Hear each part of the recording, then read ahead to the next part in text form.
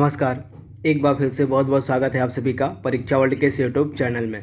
दोस्तों, जो हम UP triple S C PET 2021 के लिए टेस्ट सीरीज चला रहे हैं उसका जो भाग 6 है उसको आज हम कंप्लीट करेंगे। तो चलिए वीडियो को शुरू करते हैं और देख लेते हैं कि आज का हमारा जो पार्ट 6 है टेस्ट का, इसमें हमने कौन कौन से महत्वपूर्ण प्रश्नों को सम्मिलित किया हुआ है। तो चलिए वीडियो को शुरू करते हैं।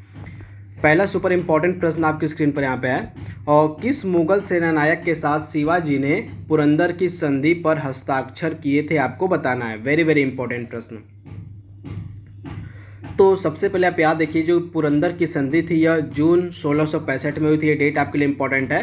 जो पुरंदर की संधि थी यह जून 1665 ईस्वी में हुई थी शिवाजी और मुगल सेनानायक जय सिंह के मध्य। तो आप इसे याद देखिएगा, मुगल सेनानायक उस समय था जय सिंह, तो जय सिंह और शिवाजी के मध्य हुई थी पुरंदर की संधि। तो ऑप्शन आपका जो ए है बिल्कुल सही हो जाएगा। अगला प्रश्न हमारा है, निम्नलिखित में से कौन सही सुमेलित नहीं है, आपको बताना है। Very very important. तो इसमें से कौन सही सुमेलित नहीं है ये देख लेते हैं। तो कुवल उल इस्लाम, यह जो मस्जिद आपको कहाँ पे मिलेगी, तो यह आपको मिलेगी यहाँ पे दिल्ली में, यहाँ पे अजमेर दिया गया जो कि बिल्कुल ही गलत है। तो कुवल उल इस्लाम आपको मिलेगा दिल्ली में, और अटाला मस्जिद आपको मिलेगी जौनपुर में, जहाज महल आपको मिलेगा मध्य प्रदेश में, जामा मस्जिद आपको मिलेगी कर्नाटका के गुलबर्गा में। जामा मस्जिद का निर्माण बहुत जगह किया गया, जैसे दिल्ली में भी जामा मस्जिद है, आगरा में भी जामा मस्जिद है, तो बहुत जगह जामा मस्जिद है, जिनमें से एक है आपको मिलेगी गुलबर्गा में भी जामा मस्जिद है, जिसे आप ध्यान दीजिएगा। तो इस प्रकार से ऑप्शन जो आपका ए दिया गया था वह सही सुमेलित नहीं था। कुवल उल इस्लाम जो है आपको दिल्ली में है, न कि अजमेर में। तो राइट आंसर आपका था दिल्ली। अगला हमारा है, निम्नलिखित में से कौन सा मौर्य शासक है जिसके जो बौद्ध धर्म का अनुयायी था। आपको उस मौर्य शासक का नाम बताना है जो बौद्ध धर्म का अनुयायी था। तो दिए गए ऑप्शंस में से बौद्ध धर्म के अनुयायी कौन थे, तो अशोक और दशरथ, यानी कि ए और सी आपका बिल्कुल सही हो जाएगा। सम्राट अशोक और दशरथ ये दोनों जो थे बौद्ध धर्म के अनुयायी थे, यानी कि ऑप्शन आपका डी बिल्कुल सही हो जाएगा, अशोक और दशरथ। तो आप इसे ध्यान दीजिएगा। इसके बाद अगला है, निम्नलिखित में से किस आंदोलन के दौरान अरुणा आसफ अली भूमिगत गतिविधियों की प्रमुख आयोजक थी, आपको बताना है। तो आप ध्यान दीजिएगा, भारत छोड़ो आंदोलन के दौरान जो अरुणा आसफ अली थी ये भूमिगत गतिविधियों की मुख्य आयोजक थी। तो आप इसे ध्यान दीजिएगा। राइट आंसर आपका हो जाएगा भारत छोड़ो आंदोलन के दौरान। तो आप इसे ध्यान दीजिएगा, ऑप्शन आपका जो सी है बिल्कुल सही है। अगला प्रश्न हमारा है, और सुभाष चंद्र बोस ने स्वतंत्र भारत की सरकार का उद्घाटन कहाँ पर किया था, आपको बताना है। तो सुभाष चंद्र बोस ने स्वतंत्र भारत की सरकार का जो उद्घाटन था यह 1943 में सिंगापुर में किया था। तो आप इसे ध्यान दीजिएगा, सिंगापुर में, यानी कि ऑप्शन आपका जो ए है बिल्कुल सही है। सिंगापुर में जो है सुभाष चंद्र बोस के द्वारा 1943 ईस्वी में जो है स्वतंत्र भारत की सरकार का उद्घाटन किया गया था। तो ऑप्शन ए इसका बिल्कुल सही है, सिंगापुर। एक तरफ कुछ फेमस केस दिए गए हैं और एक तरफ उनसे जुड़े जो है नाम दिए गए हैं। तो आपको बताना है कि कौन सी इसमें से जोड़ी सही सुमेलित है, उस जोड़ी का आपको नाम बताना है। तो दिल्ली बम कांड का संबंध यहाँ पे चंद्रशेखर आज़ाद से नहीं है, तो यह गलत आपका हो जाएगा। तो दिल्ली बम कांड में क्या हुआ था, तो उस समय जो वायसराय था लॉर्ड हार्डिंग द्वितीय, उस पर बम फेंका गया था दिल्ली में। तो ये बम कांड जिससे चंद्रशेखर आज़ाद का कोई भी संबंध नहीं था।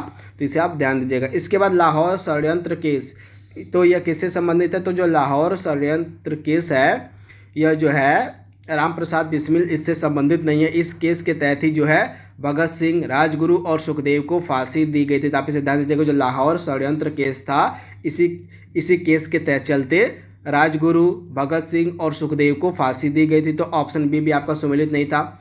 चटगांव केस का संबंध सूर्यसेन से, जो कि बिल्कुल ही सही दिया गया है। इसके बाद काकोरी षड्यंत्र केस जो है भगत सिंह पर नहीं चलाया गया था, बल्कि किस पे चलाया गया था, तो जो काकोरी ट्रेन डकैती हुई थी उसके चलते जो है काकोरी षड्यंत्र केस चलाया गया था, जिनमें राम प्रसाद बिस्मिल, अशफाक उल्ला खां, राजेंद्र लाहिड़ी इत्यादि को जो है फांसी की सज़ा दे दी गई थी। तो आप इसे ध्यान दीजिएगा, काकोरी षड्यंत्र केस के तहत राम प्रसाद बिस्मिल, अशफाक उल्ला खान, राजेंद्र लाहिड़ी इनको जो है फांसी की सज़ा दे दी गई थी। तो इस प्रकार जो ऑप्शन आपका सी था वह सही सुमेलित था। चटगांव केस का संबंध सूर्यसेन से है। तो आप ध्यान दीजिएगा। अगला है, आज़ाद भारतीय प्रेस की स्वतंत्रता का प्रणेता किसे कहा जाता है, आपको बताना है। तो भारतीय प्रेस की स्वतंत्रता का जो प्रणेता हम कहते हैं किसको, चार्ल्स मेटकॉफ को, यानी कि ऑप्शन आपका जो इसका है बी बिल्कुल सही हो जाएगा। चार्ल्स मेटकॉफ को जो है भारतीय प्रेस की स्वतंत्रता का प्रणेता कहा जाता है। तो आप इसे ध्यान दीजिएगा, वेरी वेरी इंपॉर्टेंट, यानी कि जो है भारतीय प्रेस की स्वतंत्रता मतलब भारतीय प्रेस की स्वतंत्रता का जो प्रणेता है इसको हम चार्ल्स मेटकॉफ को कहते हैं। तो ऑप्शन जो आपका क्या हो जाएगा, बी बिल्कुल सही है। अगला प्रश्न हमारा है, स्पेन व फ्रांस के बीच कौन सी मतलब पर्वत सीमा बनाती है, आपको बताना है। तो स्पेन और फ्रांस के मध्य जो है पीरेनीज जो पर्वत है वह सीमा बनाती है। तो राइट आंसर आपका जाएगा पेरिनीज पर्वत, यानी कि ऑप्शन जो आपका है हो जाएगा सी बिल्कुल सही है, पेरिनीज पर्वत। अगला प्रश्न हमारा यहाँ पे है, और निम्नलिखित देशों में से किसके पास विश्व का सर्वाधिक बॉक्साइट का संचित भंडार, दिए गए ऑप्शंस में से आपको बताना है कि वह कौन सा देश है जिसके पास सर्वाधिक बॉक्साइट के संचित भंडार हैं।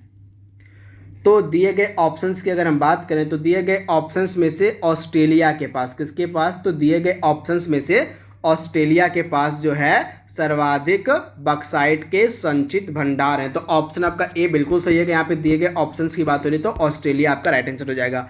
अगला है, निम्न में से किस नदी के तट पर बद्रीनाथ का प्रसिद्ध मंदिर अवस्थित है, आपको बताना है। तो बद्रीनाथ का जो फेमस टेम्पल है, बद्रीनाथ का जो प्रसिद्ध मंदिर है आपको मिलेगा अलकनंदा नदी के तट पर, यानी कि ऑप्शन आपका ए बिल्कुल सही है, अलकनंदा नदी के तट पर आपको मिलेगा बद्रीनाथ का प्रसिद्ध मंदिर। तो आप इसे ध्यान दीजिएगा, वेरी वेरी इंपॉर्टेंट। वही मंदाकिनी नदी के तट पर आपको मिलेगा केदारनाथ का मंदिर। तो दोनों आपको याद रखना है, केदारनाथ का जो फेमस मंदिर है आपको मिलेगा मंदाकिनी नदी के तट पर, और बद्रीनाथ का जो फेमस मंदिर आपको मिलेगा अलकनंदा नदी के तट पर। तो आपको याद रखना है। इसके बाद अगला इंपॉर्टेंट प्रश्न है, आयात व निर्यात पर लगाए जाने वाले कर को हम क्या कहते हैं, यानी कि आयात और निर्यात पर जो कर लगाया जाता है उसको हम क्या कहते हैं। तो आयात और निर्यात पर लगाए जाने वाले कर को हम कहते हैं सीमा कर, यानी कि ऑप्शन आपका सी बिल्कुल सही हो जाएगा, सीमा कर। अगला प्रश्न हमारा है, संविधान की जो 11वीं अनुसूची जिसका संबंध है पंचायती राज व्यवस्था से, तो आपको बताना है कि इस 11वीं अनुसूची में पंचायत के क्षेत्राधिकार में कुल कितने विषय को रखा गया, आपको बताना है। तो 11वीं अनुसूची के अनुसार पंचायत के क्षेत्राधिकार में कुल 29 विषयों को रखा गया, यानी कि पंचायत के अंतर्गत कुल 29 विषय हैं। तो आप इसे ध्यान दीजिएगा, ऑप्शन आपका जो है सी बिल्कुल सही हो जाएगा, 29 सब्जेक्ट्स, यानी कि 29 विषय हैं। तो आप इसे ध्यान दीजिएगा, वेरी वेरी इंपॉर्टेंट। इसके बाद अगला प्रश्न हमारा है,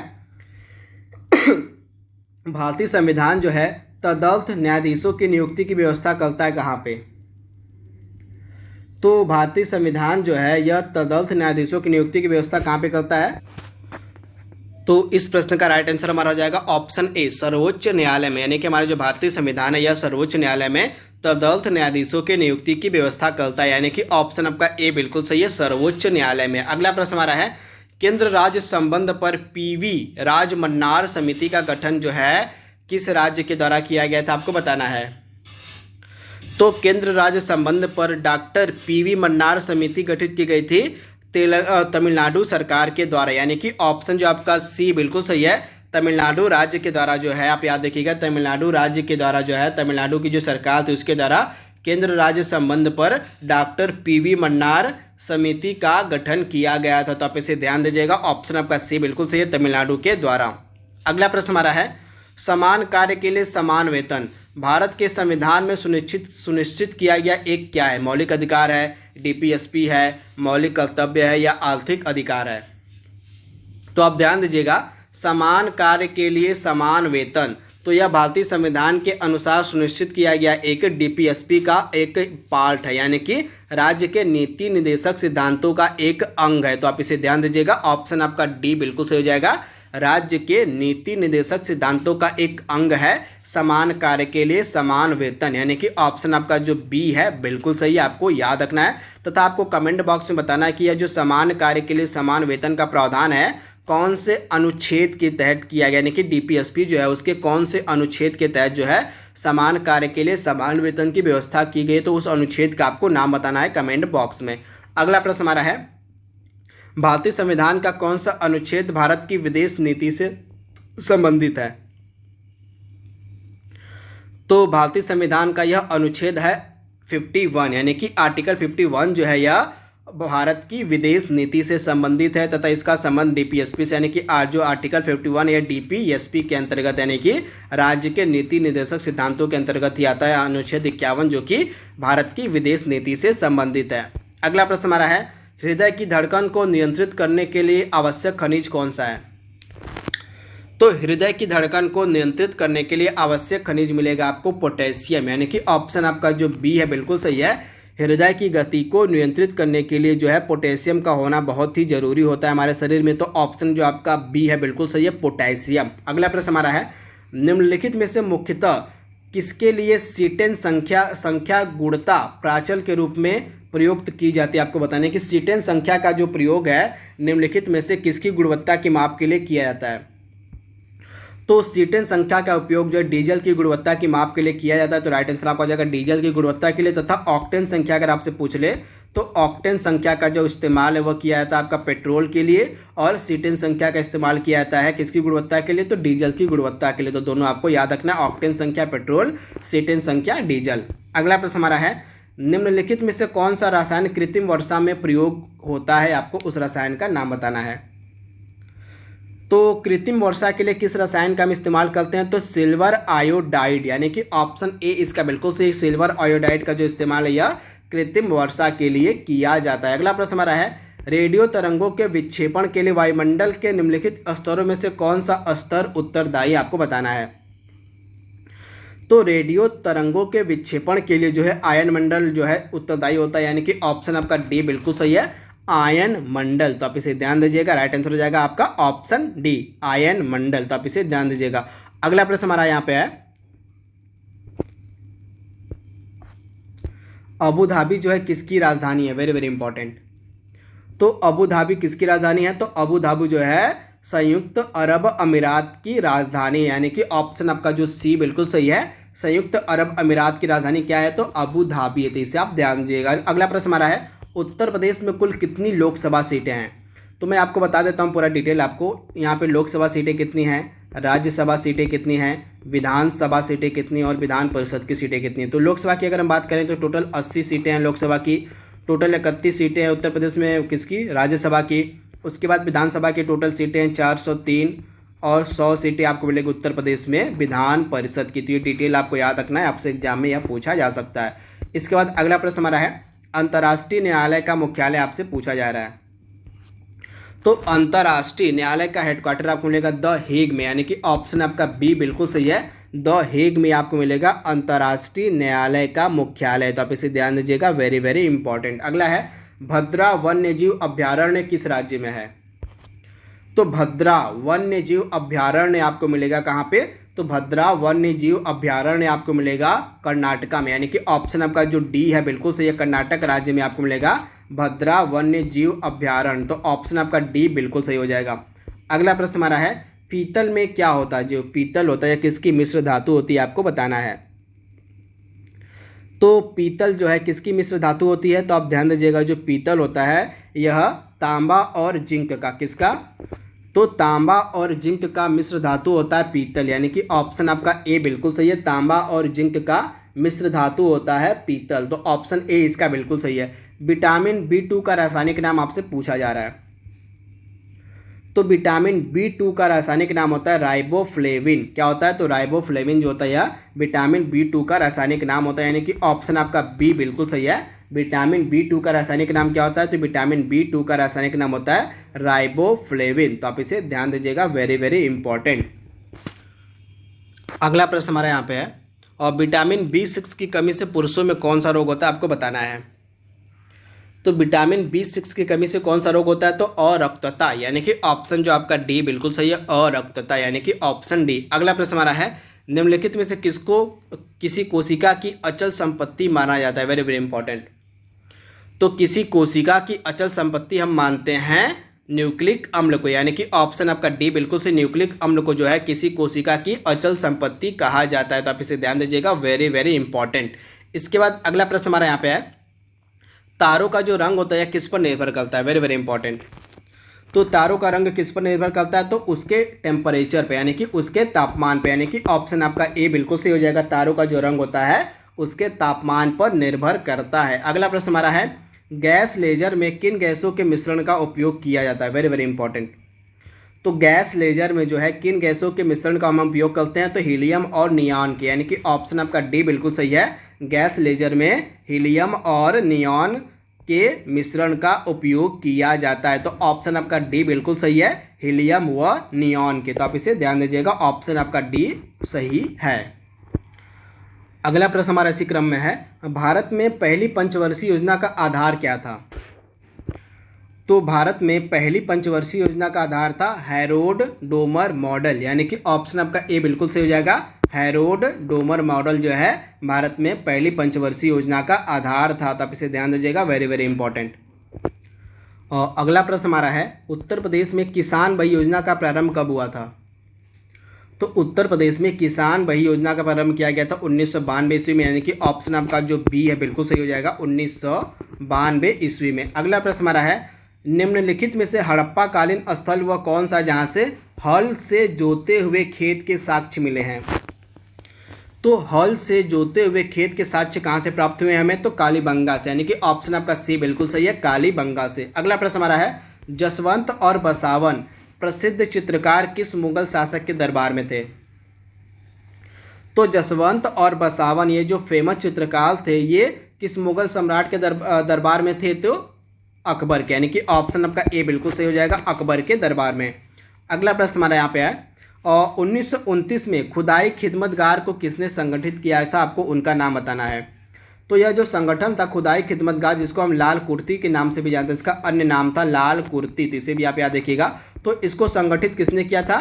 तो खान अब्दुल गफ्फार खान ने, यानी कि ऑप्शन आपका ए बिल्कुल सही हो जाएगा। 1929 ईस्वी में खुदाई खिदमतगार को संगठित किया था खान अब्दुल गफ्फार खान ने, यानी कि ऑप्शन ए इसका बिल्कुल सही है। अगला प्रश्न हमारा है, सुरेंद्रनाथ बनर्जी को किस वर्ष भारतीय सिविल सेवा से हटाया गया था? आपको बताना है। तो सुरेंद्रनाथ बनर्जी को किस वर्ष भारतीय सिविल सर्विसेज से हटाया गया था? तो 1874, राइट आंसर आपको हो जाएगा। 1874 में सुरेंद्रनाथ बनर्जी को जो है भारतीय सिविल सर्विसेज से हटा दिया गया था। तो ऑप्शन आपका ए बिल्कुल सही है, 1874। तो आप इसे ध्यान दीजिएगा। इसके बाद अगला प्रश्न हमारा यहाँ पे है, और निम्नलिखित में से किस पहाड़ी पर पूर्वी घाट व पश्चिमी घाट का मिलन होता है? आपको उस पहाड़ी का नाम बताने की पूर्वी घाट और पश्चिमी घाट कहाँ पे मिलते हैं आपको सिंपली बताना है। तो पूर्वी घाट और पश्चिमी घाट कहाँ पे मिलते हैं? तो नीलगिरी की पहाड़ियों पर, यानी कि ऑप्शन आपका सी बिल्कुल सही है, नीलगिरी की पहाड़ियों पर। अगला प्रश्न हमारा है, भारत का एकमात्र राज्य या केंद्र शासित प्रदेश जो केसर का उत्पादन करता है उसका आपको नाम बताना है। तो केसर का उत्पादन होता है जम्मू कश्मीर में। तो आप इसे याद रखिएगा, जम्मू कश्मीर जो हमारा केंद्र शासित प्रदेश बन गया है अब, यहाँ पे केसर का उत्पादन होता है तथा हाल ही में इसके केसर को जीआई टैग भी दिया गया है। तो इसे आप ध्यान दीजिएगा। अगला प्रश्न हमारा है, निम्नलिखित में से कौन सा एक प्राकृतिक बहुलक है? आपको बताना है। तो इसमें से प्राकृतिक बहुलक कौन सा है? तो सेलुलोस, यानी कि ऑप्शन आपका जो बी है बिल्कुल से, जो सेलुलोस है यह एक प्राकृतिक बहुलक है। तो आप इसे ध्यान दीजिएगा, ऑप्शन आपका बी बिल्कुल सही है, सेलुलोज। अगला प्रश्न हमारा जो कि आज का लास्ट प्रश्न है, पीवीसी किसके बहुलीकरण द्वारा प्राप्त किया जाता है? Very very important.